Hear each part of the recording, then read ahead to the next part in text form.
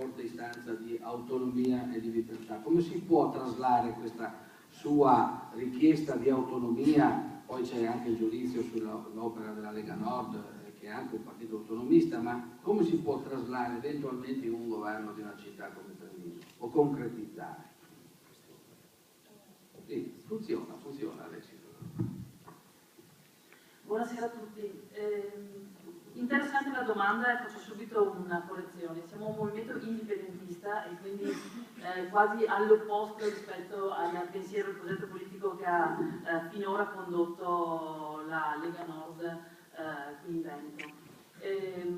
E proprio, come ho già avuto occasione di spiegare in un'altra serata, il fatto che come movimento indipendentista tutto ciò che noi studiamo e tutte le strade che attualmente all'interno del nostro movimento vengono studiate per il Veneto sono state per me una palestra fondamentale per poter elaborare per Treviso un programma che ha uno sguardo più alto. Per il Veneto già da molto tempo siamo impegnati per costruire la strada libera, democratica, referendaria che sta ottenendo tra l'altro consensi da sinistra a destra in regione, l'appoggio di moltissimi consiglieri regionali e quindi anche su Treviso, proprio questo esercizio che noi abbiamo fatto e la concretezza della nostra azione, perché guardate che Indipendenza Veneta non ha consiglieri di Regione Veneto e quindi tutta la nostra capacità è una capacità di saper aggregare e di far capire alle persone quali sono i vantaggi e i benefici e quindi portare proprio far convergere il pensiero politico veneto verso su questa strada.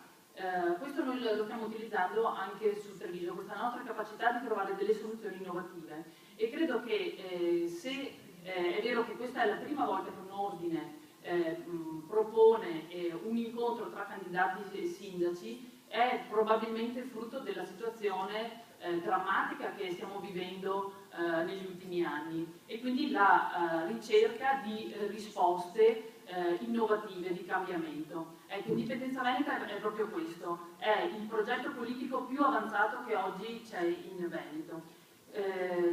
Se poi ci sarà occasione potremo parlare anche del nostro programma, rispondo alla domanda, che è quella, appunto, che è quella se consulteremo anche gli ordini professionali, sicuramente, e dirò di più, nel nostro programma credo sia l'unico che abbiamo inserito lo strumento di democrazia diretta, vale a dire la consultazione diretta dei cittadini tramite referendum. Questo è uno strumento che forse solo 1 o 2 comuni attualmente in Italia hanno adottato con modifica statutaria ed è lo strumento più adottato di democrazia in Svizzera. Questo è uno dei cambiamenti su cui noi spingiamo, quindi passare da una democrazia rappresentativa a una democrazia diretta, quindi una consultazione capillare della cittadinanza. Bene, grazie Alessia Bellon, abbiamo capito che